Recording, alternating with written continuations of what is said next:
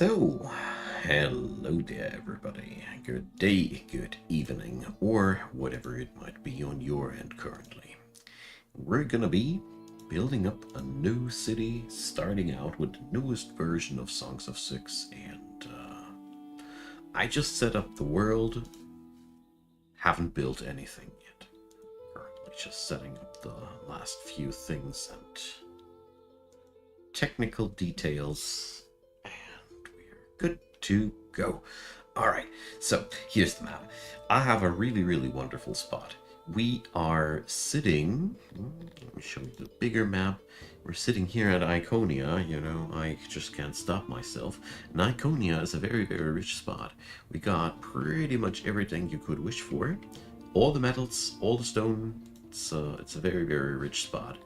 And let's see what kind of fun we will have with that. I have set up my throne here at the road's end, and the goal for this is to get as far as I possibly can, to get exploration down the road with the v69.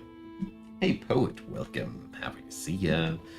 Yeah, I was so much looking forward to version 69 to finally drop. Honestly, it's very nice to see that this is also, as far as I understood the last patch notes, this is basically the last version before the full release. So, really good stuff. So first thing I'll make happen here is a carpenter, because that allows me to make furniture, which is one of the most essential things in this whole game, and it allows me to make hunters, which allows me to survive. Genius, isn't it? So let's get that started. And trees. Love this new version, how it highlights the resources. It's great. So very much been looking forward to that, and I hope we're gonna get down some nice city here. I have chosen humans yet again because I like to have the same point of view all over the early access, so to speak, because this shows me what has really changed.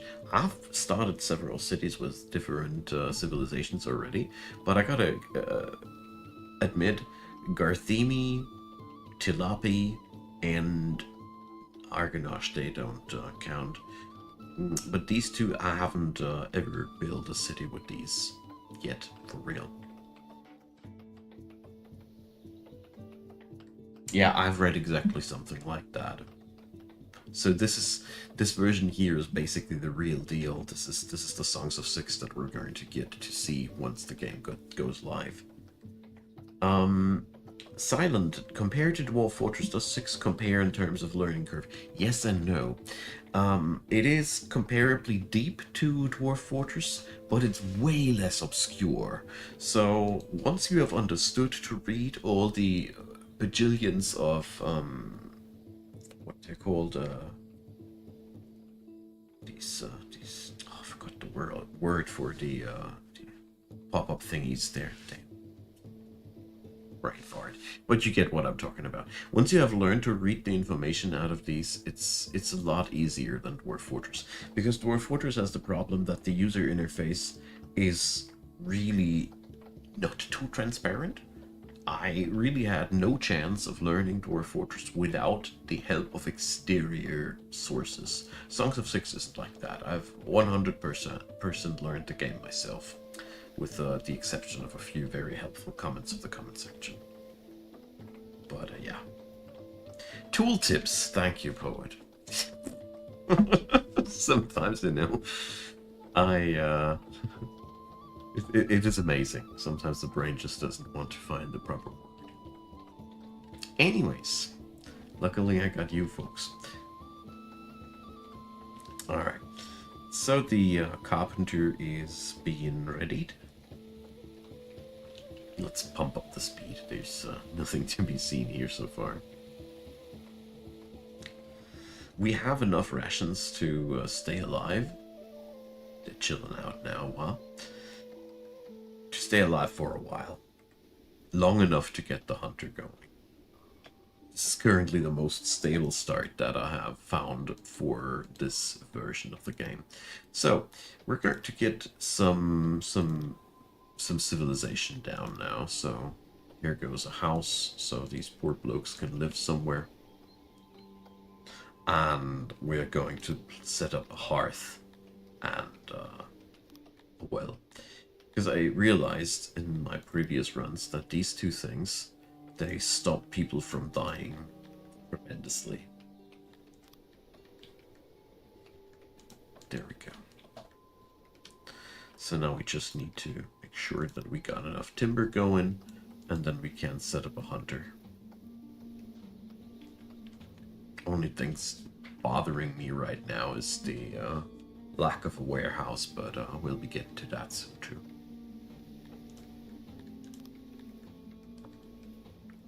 Technically, it is not that necessary, because the dudes at the carpenters, they put their product into the storage basins and inside the workshop, so their production doesn't get lost or anything. It just doesn't get counted for over here. But if I'm not wrong, I should be even able to build with these items, even if they are not appearing. Hey Ash, welcome. Yeah, lavatories can wait a long time. Or well put, they do their business elsewhere then.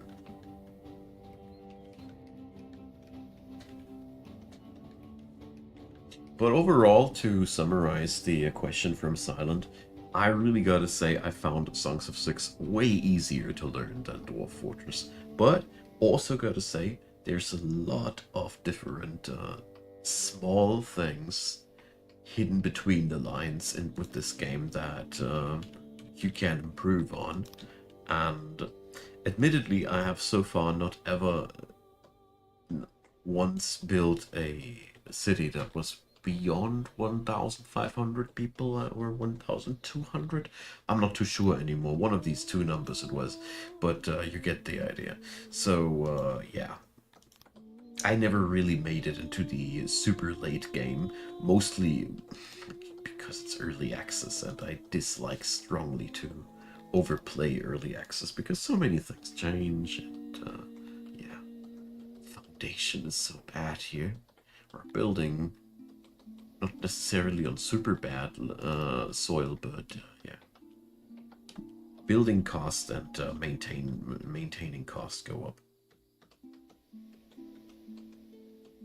Syx is also changing core mechanics, always changing core mechanics, you name it. So I really hope that with version 69 we've finally seen the last of the fundamental changes that Jake is thinking necessary of the game. Because I gotta say, I haven't played too many early access games in my life that have seen such big changes along the way. I don't even mean that in a bad way, because the fascinating thing is the game keeps constantly being made better.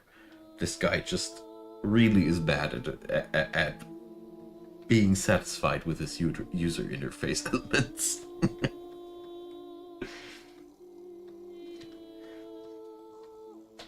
Yeah, 1,000 population. I think you've also seen most of the game a few versions ago. Since 66, there's a lot more behind that after. But before you, if you were playing Syx before version 66, you've basically seen the whole game with the population 1,000 plus. It's been only number cranking after that.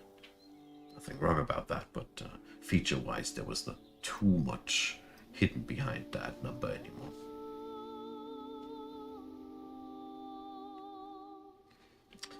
Okay. Truly a Dondorian lord? Do you talk about my square rooms or what? I mean, it's not really Dondorian. The walls are wooden. I gotta say, it's more of a Crotonian building material with a Dondorian preference.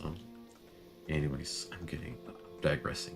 So, the hunter, like I said, is getting its materials in. But we're also going to set up a miniature warehouse now that we have set up, or basics. There we go. Love me to build some small pioneers holdout early on. Just starting out. Let's make it like that. I can't do this. We need to expand it at least one line. Then we can't get... Okay. Now I have misclicked so many times that I'm going to redo it entirely.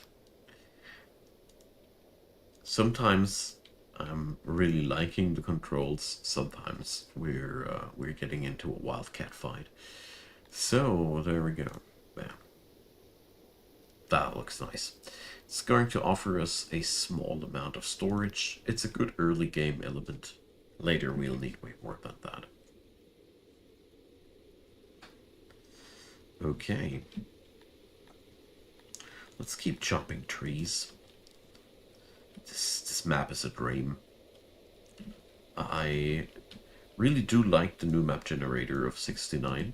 The fact that now every mineral deposit is absolutely mineable and no longer diluted in terms of mineral node purity, I think the old term was. It's pretty nice now. Ah, the deficit on Dorian board. No, I took your... I was wrong about... Yeah, very much so. v69 large cities are a nightmare. Looking forward to that.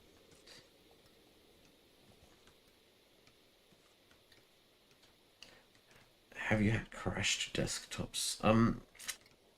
Etherblade, I gotta just say I haven't had long runs with the newest version yet, so I can't really say.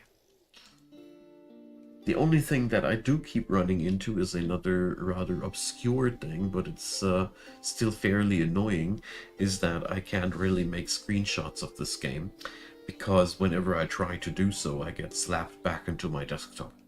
It's just quite annoying. I have to make my screenshots really off of my video footage.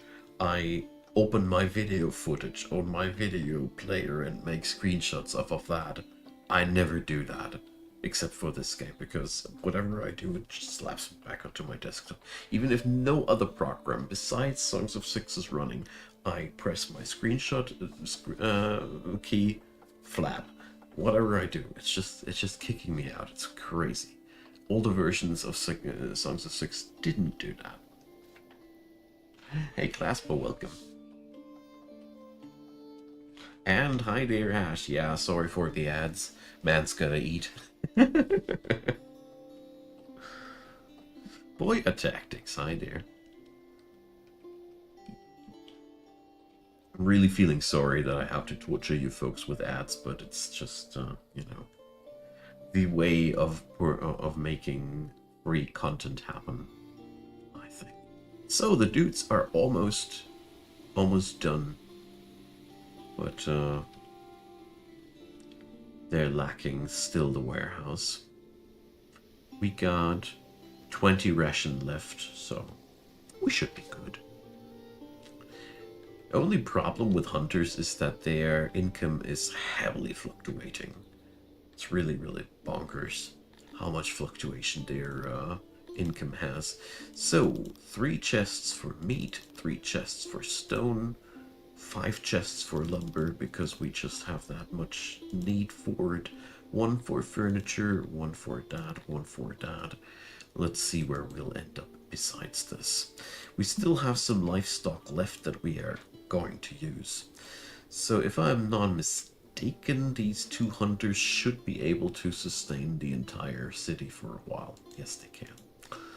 Is that lucky or unlucky? This is lucky. So we need to do 2 things. First up, a second hunter. Second, a pasture for the livestock, so the meat, the livestock doesn't spoil.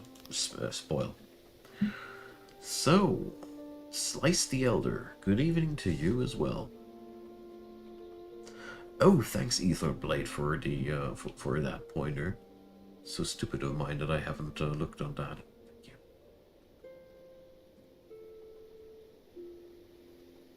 Claspa, this is one of the best medieval city building / empire building games I've ever played in my life.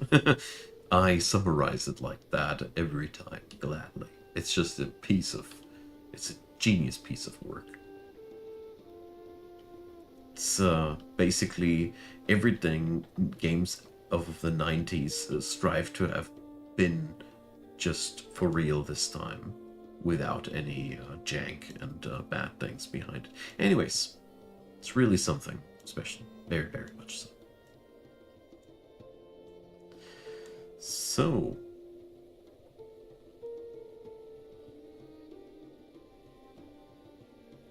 yeah, the whole ads thing, Ash, has gone so nuts lately.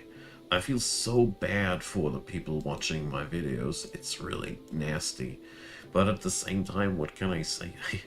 I pay my bills too. And I can't even truly, so far, the way I need to, so it's a really devilish situation for us content creators and for you guys out there too, so yeah. I'm doing the best what I can, okay? Alright, so we got this thing here going. We have here the lumber, and the last thing that I want, left shift click, I want a second hunter, because I find it way too important for me.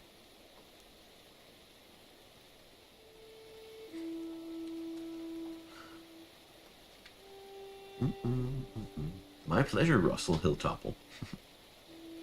You have a very nice way of working with words there.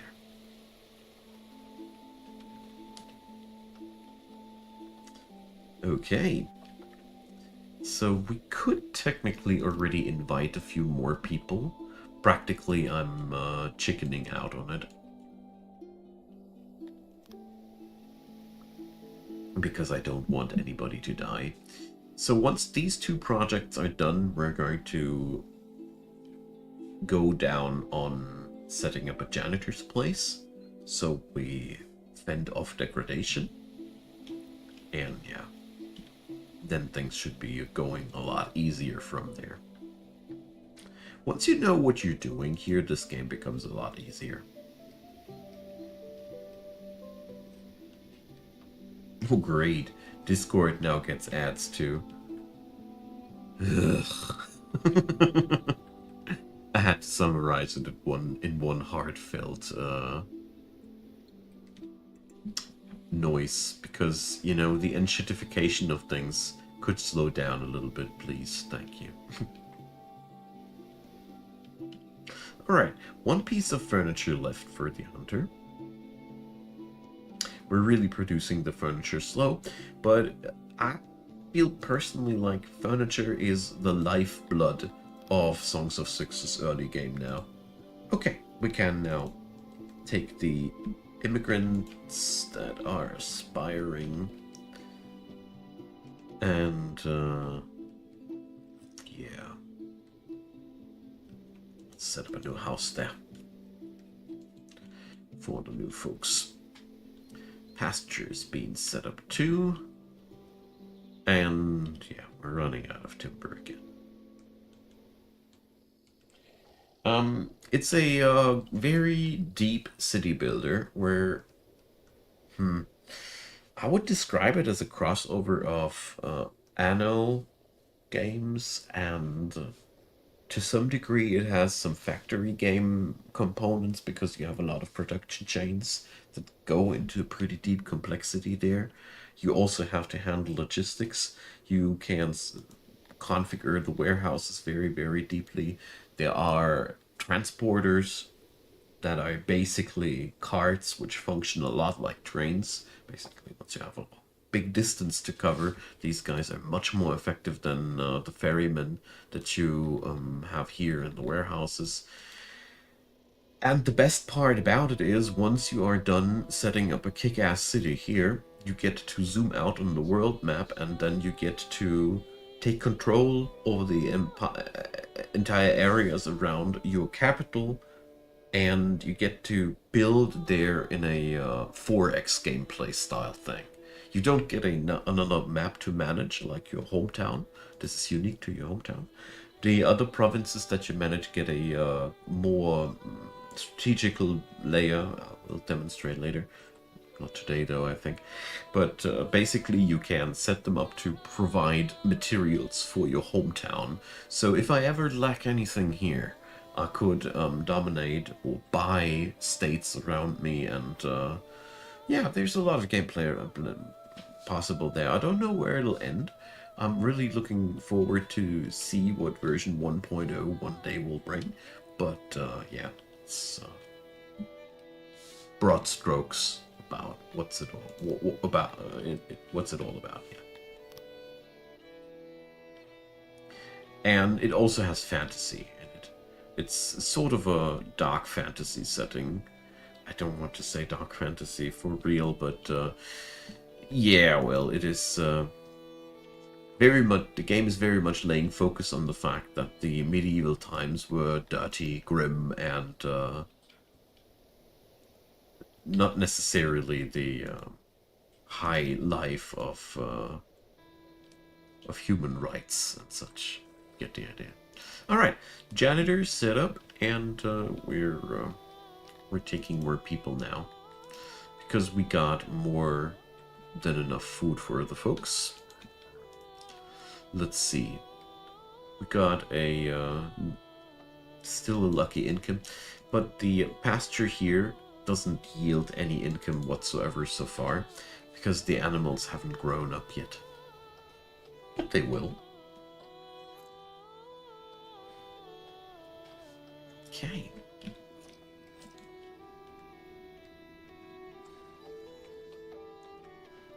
So if you guys keep watching enough, I will take this gameplay as far as I can. It's basically for me always, that is something I actually want to promote.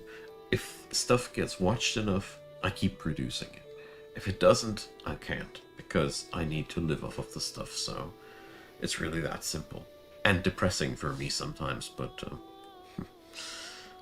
well, I'm looking forward to the times when I am that financially stable that I'm just going to do whatever we please. Alright, so the next house is almost there. And that makes the city so far quite happy. Against the Prince, is this game difficult for a new player? Yes. At the beginning, yes. But only for a very short period of time. Until you have understood what to do in the first 20 to 30 minutes to stop your people from starving, it is pretty difficult and very punishing, because basically at the beginning of the game a few false moves and people start dying and you need to start over or start burying them. And, ow, it's a little bit messy. But overall, once you know how to get your starting food, I wouldn't say it's difficult. It's very deep and complex, but yeah. It certainly is one of the deepest games that is currently available in the market in this genre that you can't find out there.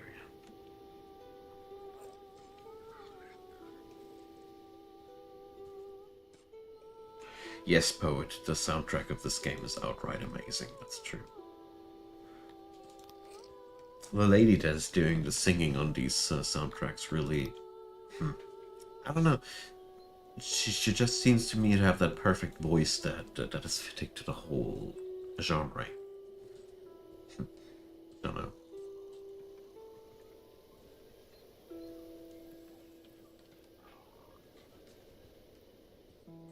Okay. Let's connect all this a little bit with the roads. There's a mushroom out there with your name on it. What is my Timo saying? Thank you, Clasp. So kind of you. Appreciate it. I will plant a mushroom with your name on it on my next League games. Because I still have that bad habit. Off camera, though.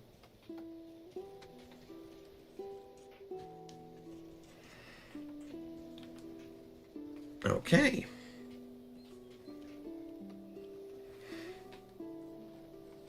See, your little kind gesture already saved the day and gave me that little bit that is lately lacking each day. Bless you.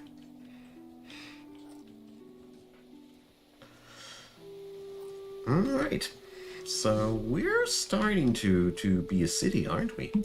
So I feel like going for another pasture there, though. Oh, I did it again. I gave new work orders before the old stuff was done, and my brave little Syxians started to do everything except for finishing the old job. It's always the same thing.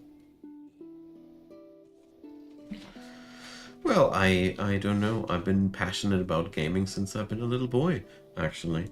I don't know.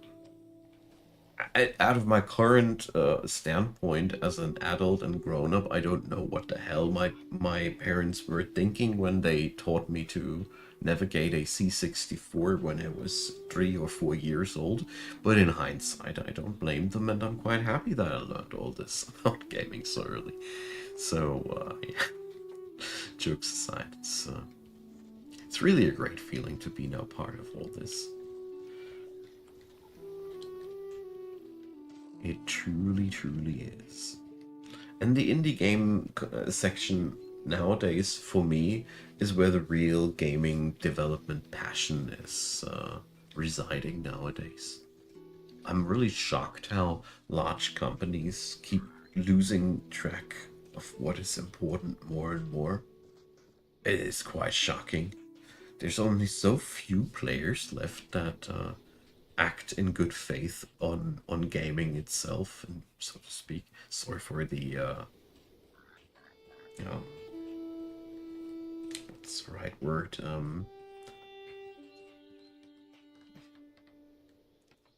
Well, I'm pretty sure some smarter English speaking native speaker can help me out with that. But overall, I feel like big gaming development companies nowadays develop games so they sell, and not because they want to, I don't know, blow our socks off with their newest things they have designed. You see, to put it into easy words.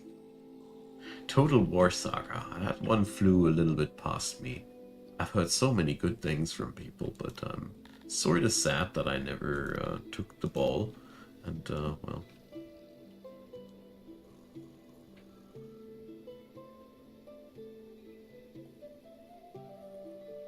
Oh man, Civilization, don't even get me started. It's a burning carcass of a genre, so to speak. I don't know. It ends up so often nowadays that the games either lack depth or fun to play. It's like the devil is behind between these two extremes. The games are either not fun to play or they're sort of too shallow for my taste of management games. It's sad, but it seems to be very hard. I don't even want to be too judgmental here, you see. Because being a decade-long DM for my various pen and paper groups, some of the things you do as a game master do translate very much into game design, because you constantly design little game situations for your groups. So I started to notice that many things that the game designers are suffering is pretty harsh, and it's hard to avoid that. And on one end, you want to do what you felt like you wanted to do, and on the other hand, the people playing your stuff want to be entertained. And it's very hard to balance these extremes out. It is. It really is. So, anyways, enough of my rambling. We're picking up a lot of stones here because I want to fill up my stockpiles a little bit. And currently, I'm waiting to see how my production of the city will go once the animals have grown up and I'm building another house so we can host more food production. In this game, early game is all about food production, basically. Random name guy. Love to hear that. Some of my favorite games, all-time favorite games. Total War Saga went to shit. All right. Sad to hear. It's one of those publishers that really loves to enchitify things, right? I mean, Civilization 7 is barely recognizable as Civilization game anymore. It's horrible.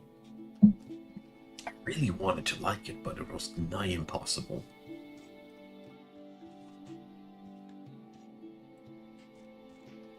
No.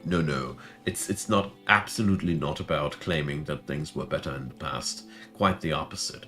Whenever I play old titles, I notice how much I like the low quality of life things, the modern design philosophies, and to put it into less obscure words, game developers in the 90s and early 2000s had a tendency to put way more unnecessary obstacles between the fun and you that were just meant to piss you off, basically. To some degree, that is something a game has to do, but boy, did they overdo it back then. Jeez. I just had a much higher pain tolerance back then, because all games were just basically torturing you. But damn, I don't want to go back there ever again. Whenever I play retro games for a longer period of time, there's always that point when I am reloading that one encounter for the 10th or 11th time because some random roll was busting me over, or because the first turn of a certain fight was just not going favorable enough, so I have to restart it again. The games were riddled with problems like these, which really I don't want back ever again. So no, it wasn't better back then. It's just the bigger companies nowadays, I feel like they're more behind the money and less behind the fun. That's the big problem there. And the smaller indie devs, they're behind the fun, but they don't have the resources to make the same kind of magic happen that you can make happen if you are doing stuff like, for example, Larian, are my personal favorite example, because Baldur's Gate 3 is a real masterpiece. I feel like it's not hitting my personal taste 100%. I really dislike the perspective gameplay that Baldur's Gate 3 has. It makes me always feel like I'm missing out on something on the level, or I'm not cycling the camera on that one spot to find that one chest I want to find. I don't know, it gives me some weird FOMO feelings the longer I play it. Anyways, but besides that, it's great. It is really great. I just feel like I prefer my games to be less bulky on the visual aesthetics. It's just, I prefer my PC not running like a engine, you know, the GPUs that go on good-looking titles nowadays. They're just no fun. Mana Lords.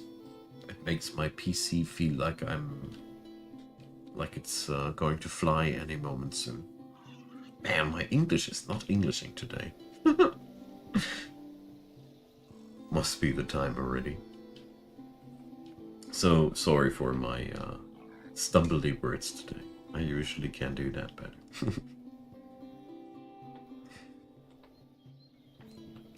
So, still waiting a little bit, taking things slow, but I think we are going to go in super fast mode now for a moment and let that pasture get done.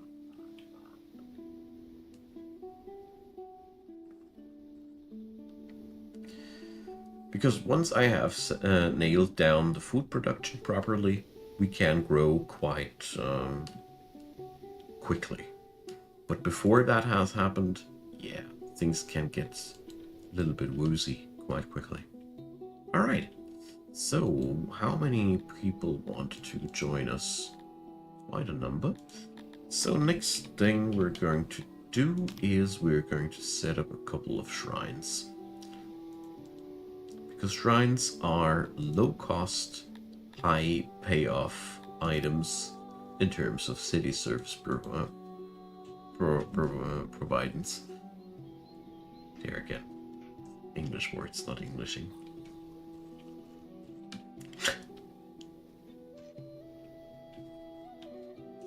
Well, I think, Poet, we love games that have that heart in it. Hello there, David. How happy to see you. Any tips for economies?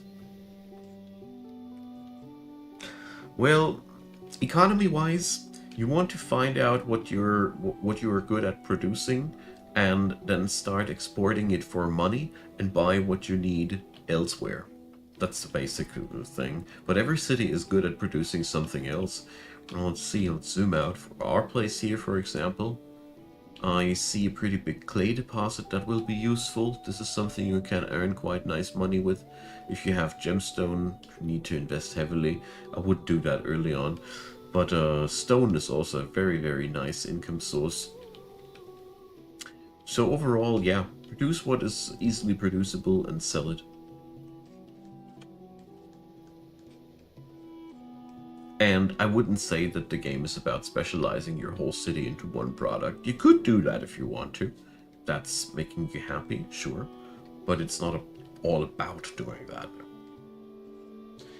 How's endgame in this game? Well, I have never come that far. But endgame is going to be this map filled with city.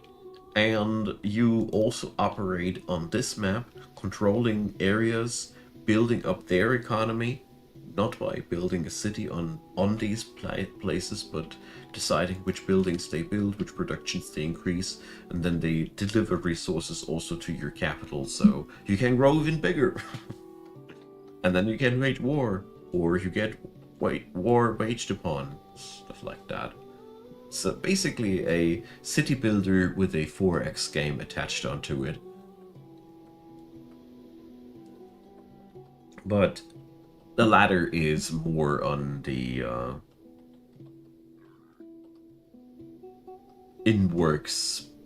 work in progress status. I don't know.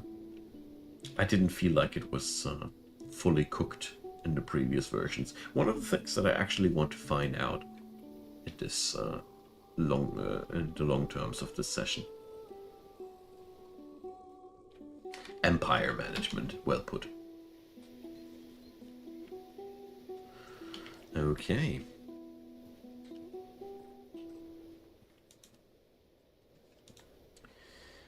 So, animals still haven't grown up.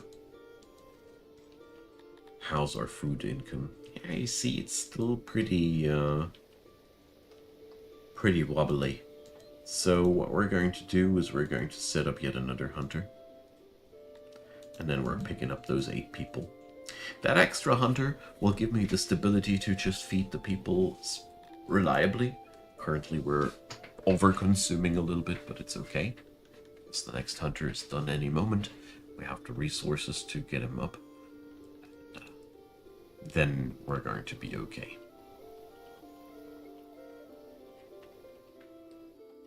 Oh no, the ads were gimping me. So Vince, I was saying that you get to decide what this stuff here around you builds in terms of production sites and such, and then they import back things to you. So you basically build up an empire there.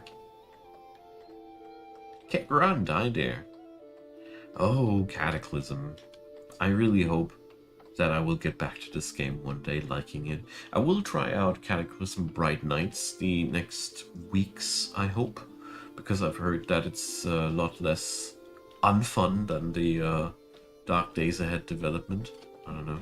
I've been a little bit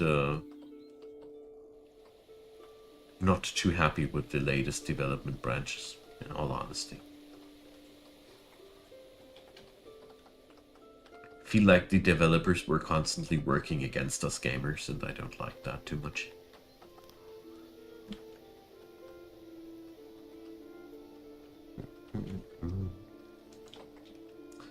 So now we got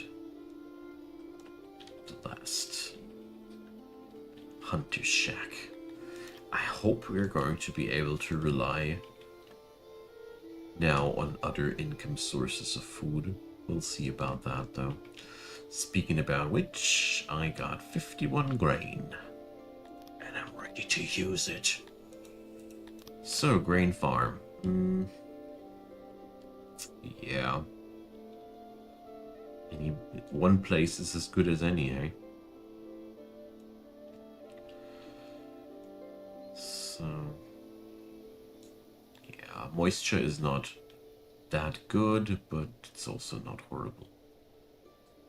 So, I don't want to bind that many people. Let's see.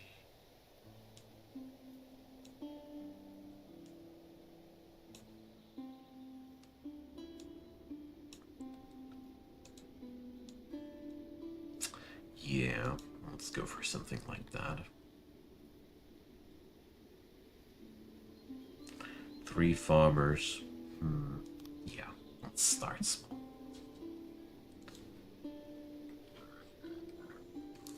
And the bakery right after that. Once you have a bakery running, your food production is going places.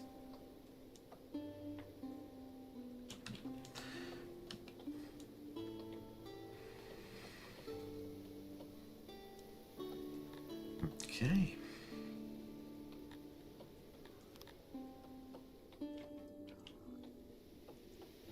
So, yeah, 3 bakers inside here.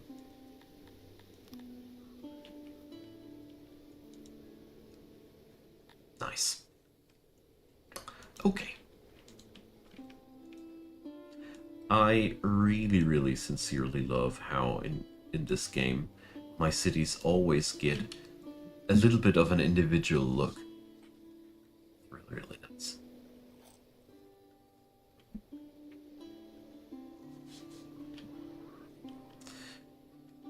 Okay. Let's wait until these projects are finished. See, people all come now and want to live here. Double arrow. 10 people.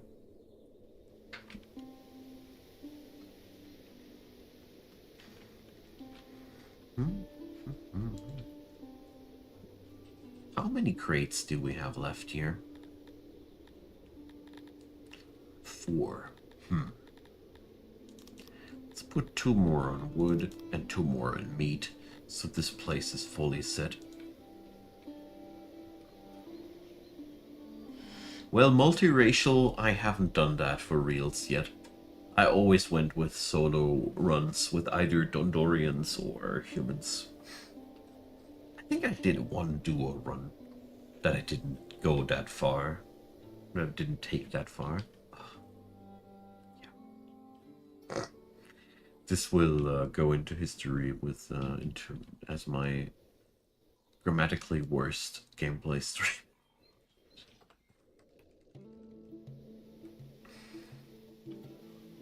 It's kind of weird. I feel a little bit tired, but not really too tired to keep going. So, the bakery we will not set up running for starters. We're just going to wait until the harvest is in. And I want to build me a new warehouse. So here we have one bakery. I want to expand on that. We're going to set up a longer warehouse just like that.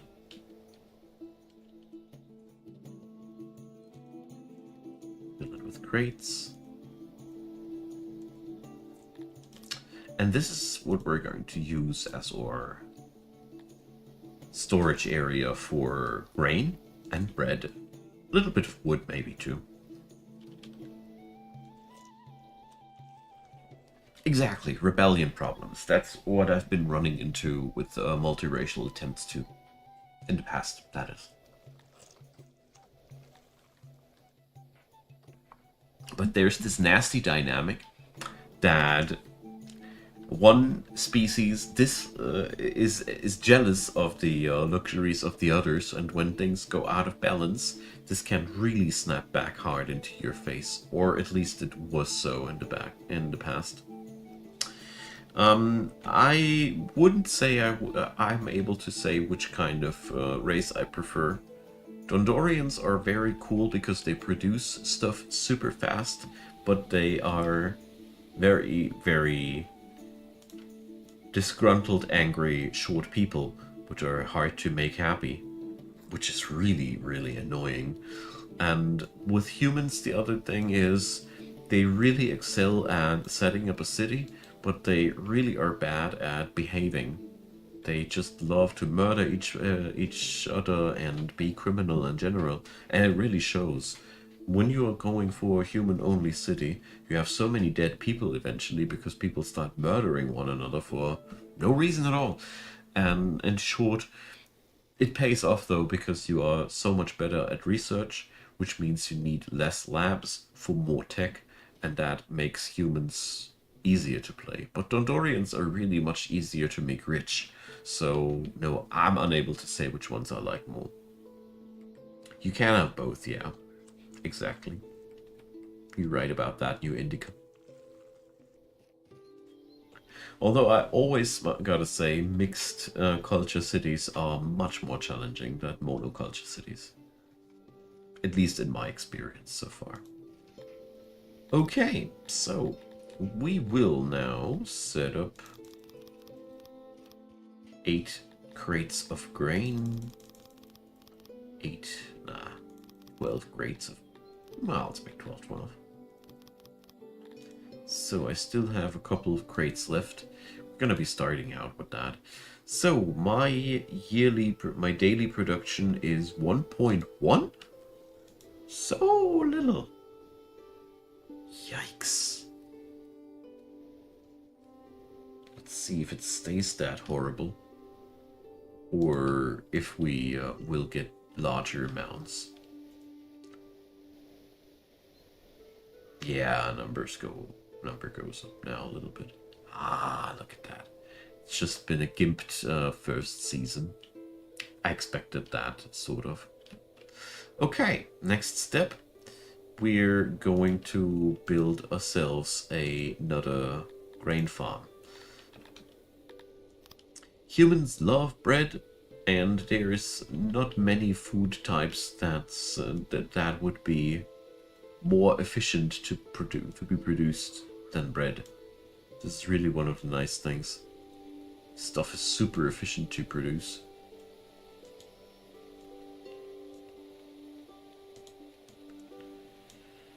Alright.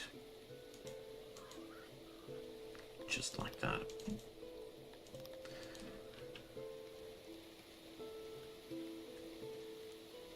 Yeah, it takes time, exactly.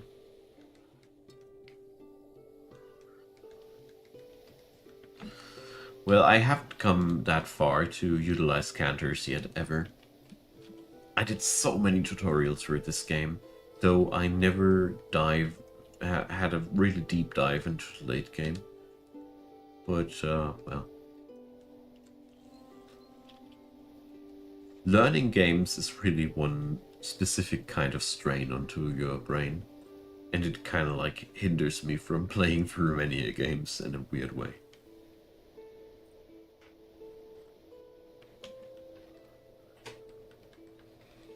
Okay, so I also got a nice little supply of furniture by now.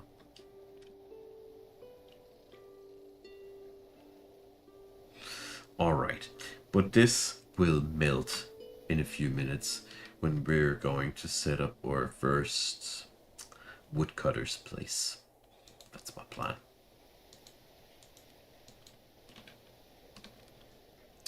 Because I got pretty nice forests around my place. And this always pays off to set up a woodcutter.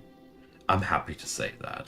You know, back a couple of years ago, I was saying things like, the woodcutter is a lie. Its income is such a joke that you shouldn't do it. very happy that these things have changed. So we're going to build here the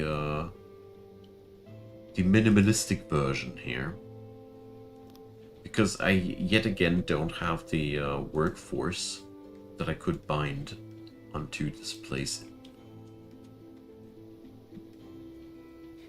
Hey Jay Farrow, thank you, appreciate it. Put a lot of love into the v66 tutorials. It's always lovely to hear that they were useful and appreciated.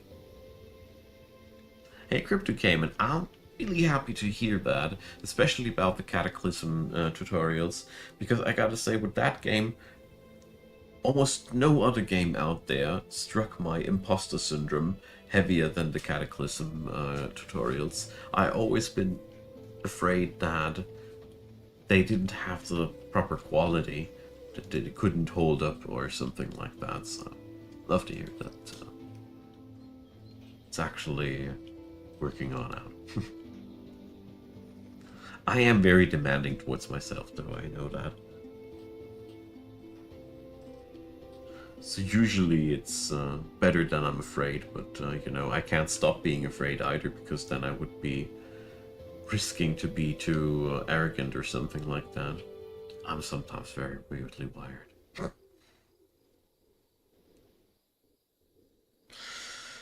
Okay, woodcutter on the way. But the woodcutter also needs a pretty large amount of rocks. And rocks are a pretty valuable resource now. You don't get rocks that easily anymore. They've become rarer, much rarer, which I like.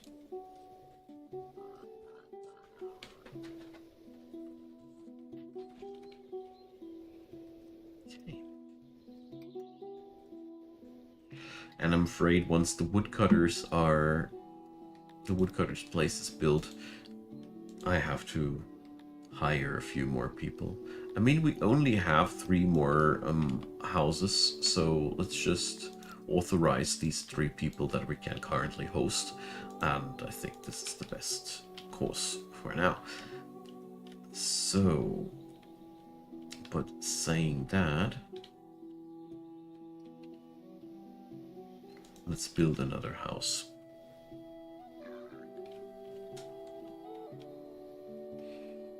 Okay.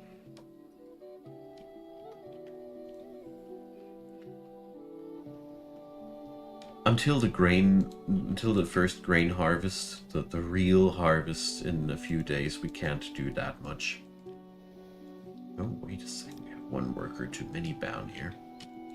I still have 5 odd jobbers left, so what are we going to do with that? I have an idea. Not these. We could set up a small lavatory.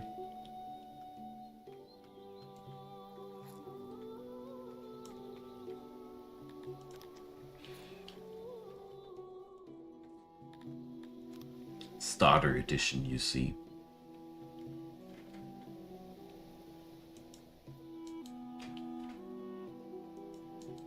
Yeah, just like that. Alright. Yeah, let's do this. This will produce a lot of happiness.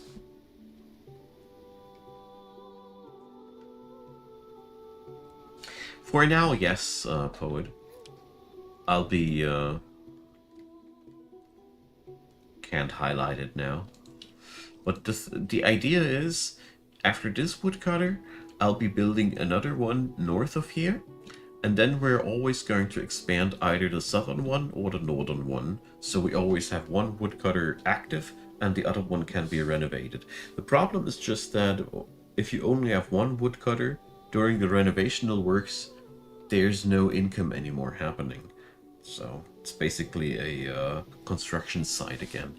So I like to have 2 of these, because wood is just such a substantially important resource, you know. Hearths do need it, and lots of other industries are relying on wood.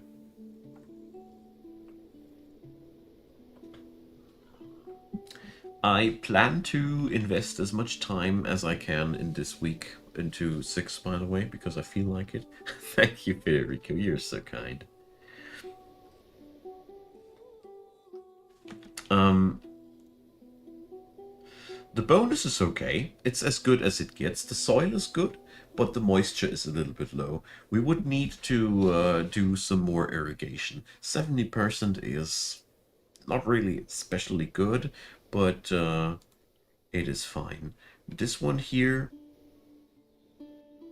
the guys are not done with the setup work. The first harvest sometimes has these weird numbers. I've seen that several times in the past. As you see there now, the number is constantly ticking up while they're doing the work. Hey, atmospheric. So, there we go.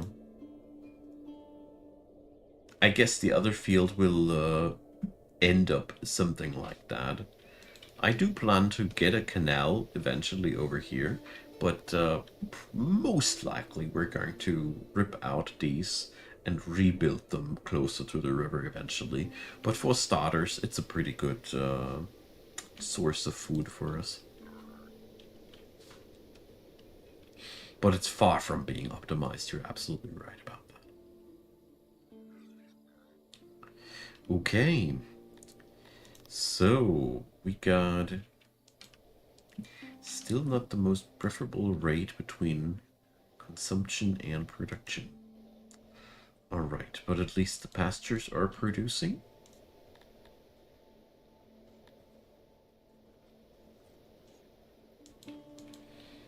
Alright, we're way too much relying on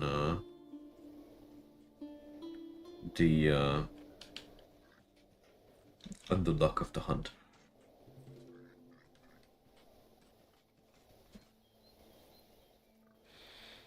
Okay. Yeah, he's 69. I think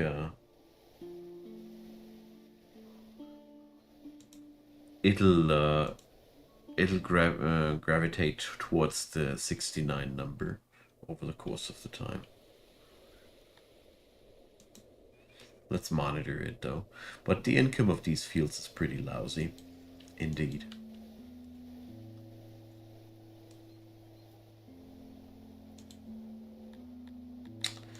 So,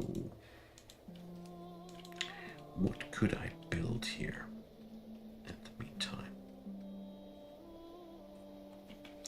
Whoa, maintenance is heavy. Alright. This is something I haven't seen coming. So I'd dare say we're going to build our second one right away now. I didn't expect that. But yeah, if the foundation I was building on is that problematic, it does check out.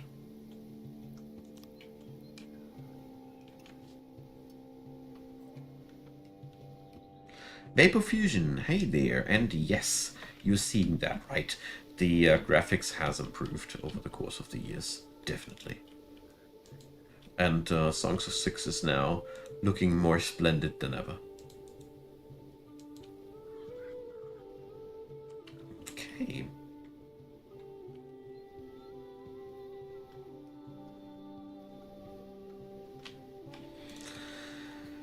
So, let's give these guys here some timber crates too.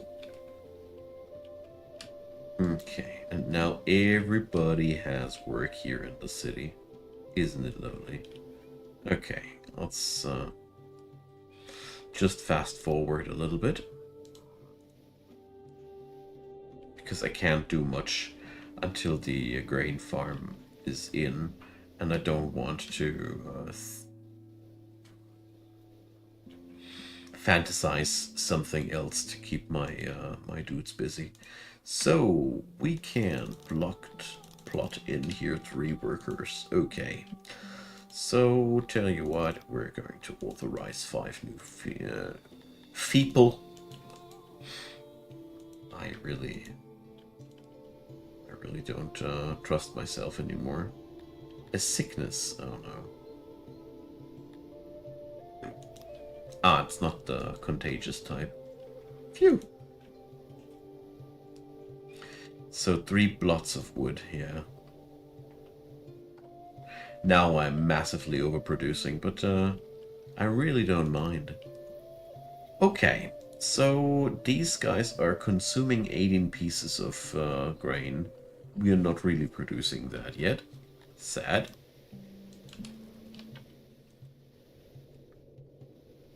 Let's see what these guys do.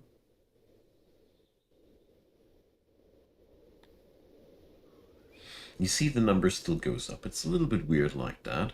And now it jumps exactly to this same-ish numbers like this. And now we will be even overproducing a tad little bit. Yes. Nice. Just like I was hoping to. Let's see. Alright, so now we got nice ratios.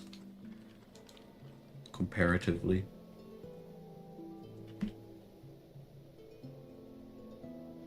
How comparable is it to RimWorld? It is basically very different insofar as the center of attention lies on the city and not on the people. If you can't get past that, if you like city builders, it's really, really good. But if you want some game where you get attached to the people, well, there's a new nobleman system. Maybe this would work out, but it's also way less combat focused than RimWorld. There is a combat system and quite a deep one at that, but it is very late game and so far has been very optional too. I don't know if it stays like that, I highly doubt it, but yeah. So let's build some paths here. And connect some desire paths here.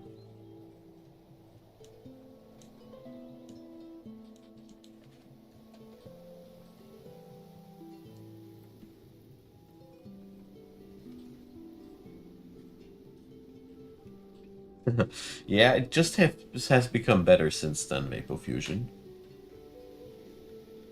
And Jorge, yeah, the game is exactly that. It'll make you feel like a noob for a damn long time. But to me personally, I have come to like to feel like a noob for a pretty long time because that means there's a lot to explore for me and the game will stay long-term interesting. I see that as qualities nowadays, not the other way around. All right. So far, so good.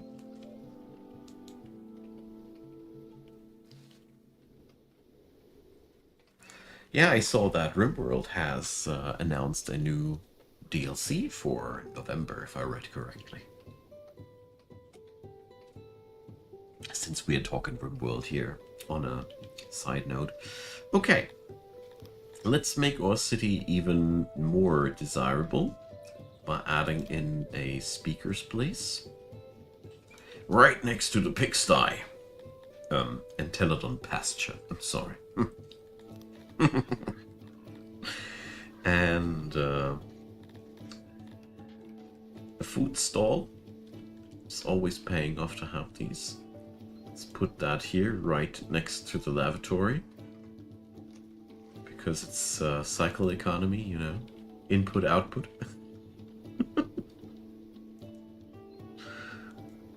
Alright.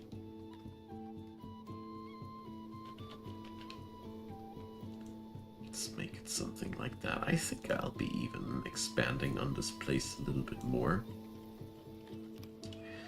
Because I feel like 1.05 employees just feels so darned wrong. Come on, game, don't do this to me. Let's make something like this. Alright, we're going to set up 2 employees and then they're going to be constantly a little bit overstrained. I hear you, man. Beta testing and such is really, really strainful work.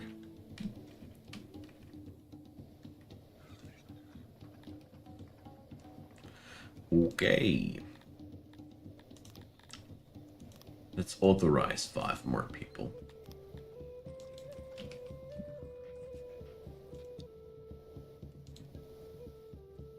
I mean, basically, we should be absolutely fine. I'm producing way more food than I am consuming.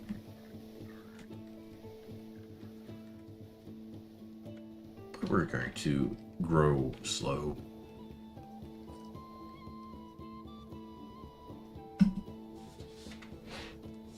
Okay, the food stall is set up. So we have now some proper distribution.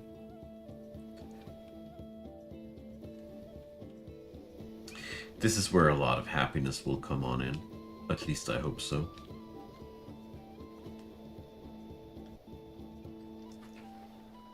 Okay. Oh, this place doesn't have an automatic employment here. The janitor does, though.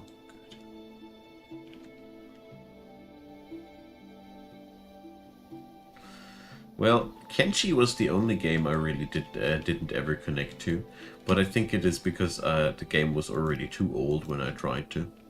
Really looking forward to Kenshi 2.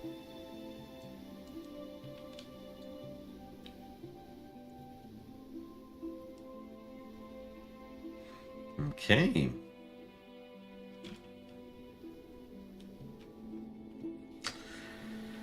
Well, with the current situation, I am very much considering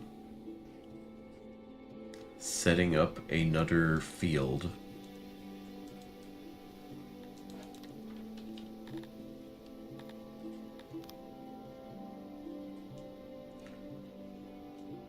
Let's do this, yeah.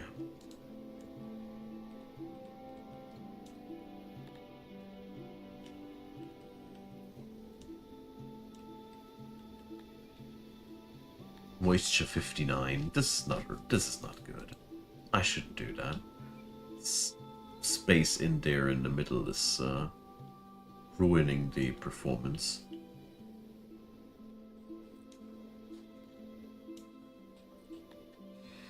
This is still far from being ideal, but it's good enough. Like I said, later when I got access to irrigation and all, we're probably going to relocate the entire grain production, but for starters, it is exactly where I want it to be.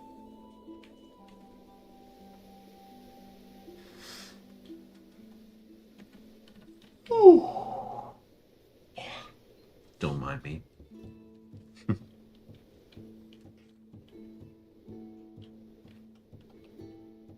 Okay. Food clock is looking very, very good. I'm massively overproducing. So we're going to authorize 10 more people. Yay! I'm an emir now! And I can build export and import depots now. Hell yeah. Alright. So we got now almost the next harvest in. I kind of wonder, what are we going to do next? How far is the range of my janitor, by the way?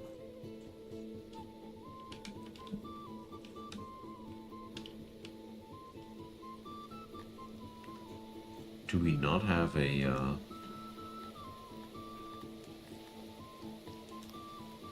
service area?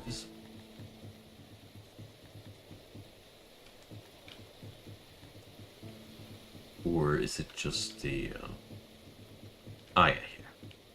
It's white now, you know? It changed color so many times.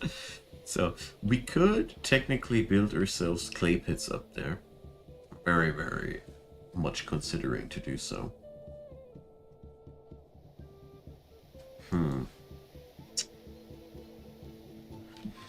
But I think I won't. we're going to focus on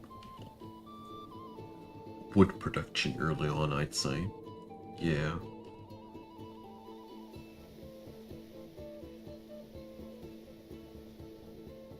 Yeah, let's do that. I think this is going to be the easiest way for me to get things down. Refurnish room. I think this is what I need.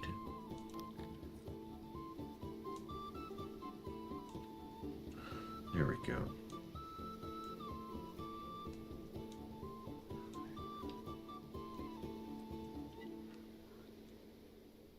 So now that's 10 people.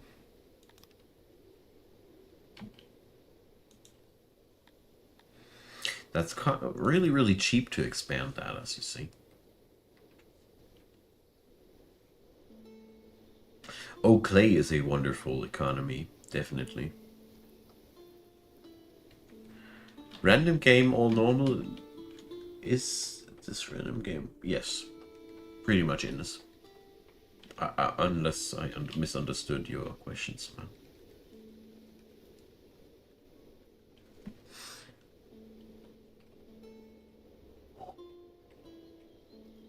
Oh no, my energy is depleting quite quickly. I mean, it's only 1 a.m. over here, so I don't understand why I'm already going tired. Jokes aside. Alright. I don't know how long I will be able to be your host. Sadly. So what are we going to do? We're going to set up here a small warehouse that focuses on storing that timber.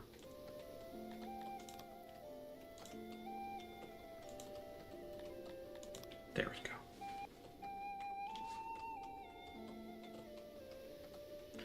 Well, New Indica, it's not really necessary to produce your clay all by yourself. You're going to just import that. Just sell off what you're producing yourself, because if you don't need to produce the clay by yourself, you could, for example, build a quarry and refine the stones to cut stone and sell them away. Or you could dig out ore and export that raw, or refine it into metal and export that for obscene amounts of money. So there's lots of different things you can do. Why so small? Because the city is still small. I will make larger buildings later down the road. Ooh, cut stone.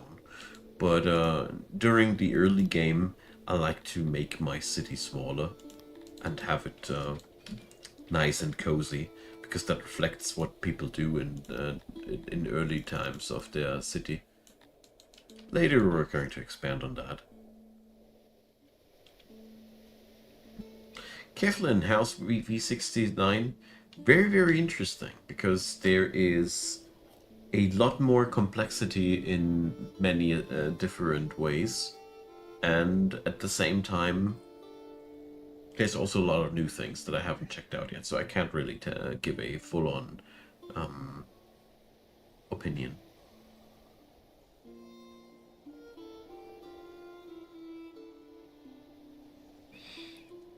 Well, you should then conquer outside provinces, New Indica, and set them up that they can produce that clay for you.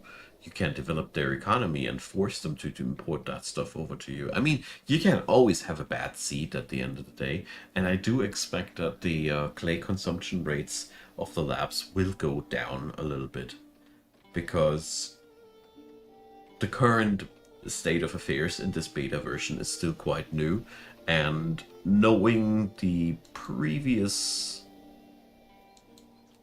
course of balancing of the game, the dev has a tendency to make things first a little bit too hard and unforgiving, and to balance them backwards after that.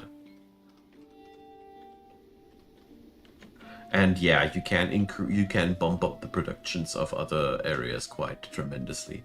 I think it is also geared towards forcing you now to take control over a neighboring region, because, you know, basically a neighboring region can just be bought with denarii.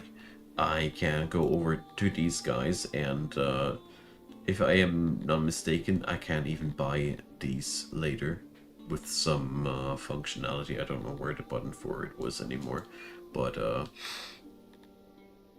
I do remember that in previous versions you were pretty much able to buy the allegiance of entire nations, basically. So money can be damn powerful. Pretty nice. Okay. So we got now a massive timber overproduction, but that was exactly what I was hoping to achieve. Yeah. So we have now a short period of time where our production is negative towards our consumption. But yeah, like I said, very short amount of time. So let's make it a little bit fast forward here. Yeah, these guys need to groove up a little bit too. So I want yet another one of these.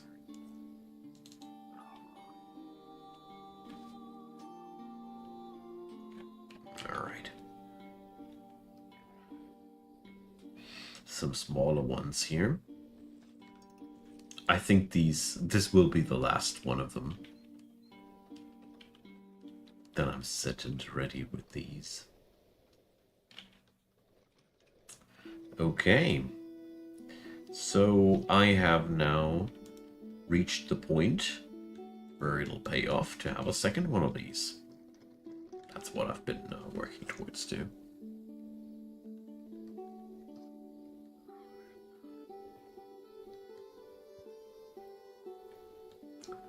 Oh, I had no clue that ocean water doesn't work for irrigation anymore. I think this is a rather newish development. I'm not 100% sure though. Okay.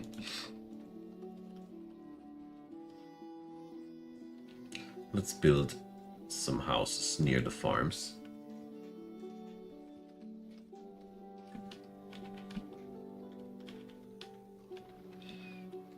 Okay. It's really lovely to have these woodcutters supplying me with ample building materials. But we also need to consider what we're going to do to earn ourselves some money. I think in the long run, considering my massive stockpiles of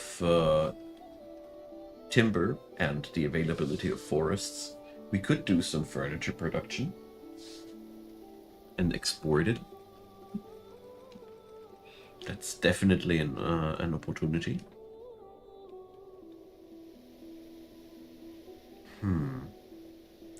So one thing's for sure, I want to double down on the carpentry business.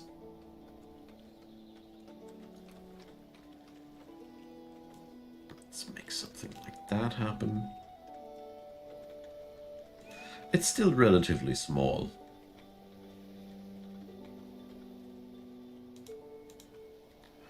But compared to where we started out, it's a crazy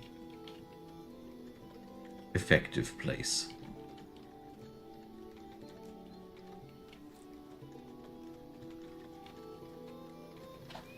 All right.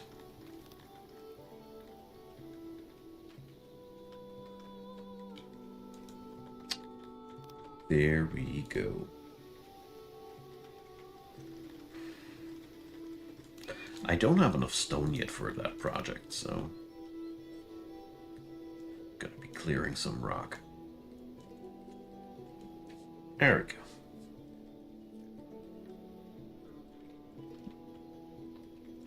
So bakeries, number 2 is done. Ooh, animal migration, positive one. So we're going to produce stupid amounts of meat on the hunters.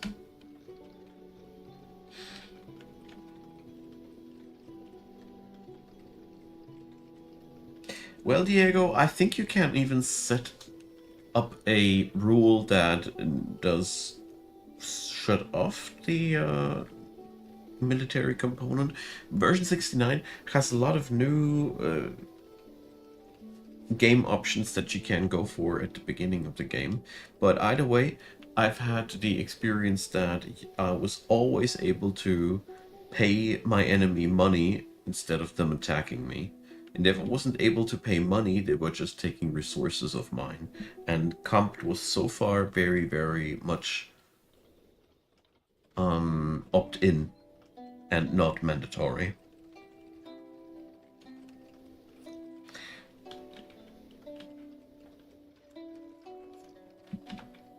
Okay. So this is absolutely unrealistic what I'm building here, but at the same time, it is also a very lucrative opportunity for me because, you know, I feel like we got the basics of an entire industry here. Yeah, missing workers. Not quite. There we go. So this one, this carpenter, I want to delete. And we're going to let them work here.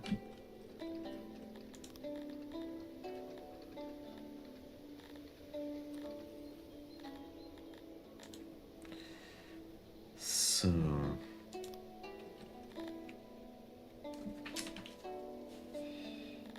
smart remove, that should do the trick. Yep. There we go.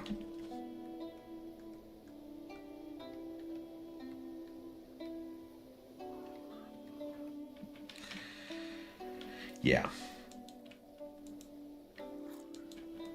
And as much as I want to continue, I can't. I'm tired, my friends. Thanks for being around, but I need to take a break. I just can't stop yawning all the time. We'll continue that once the tiredness is gone. Thanks for the good company, and see you all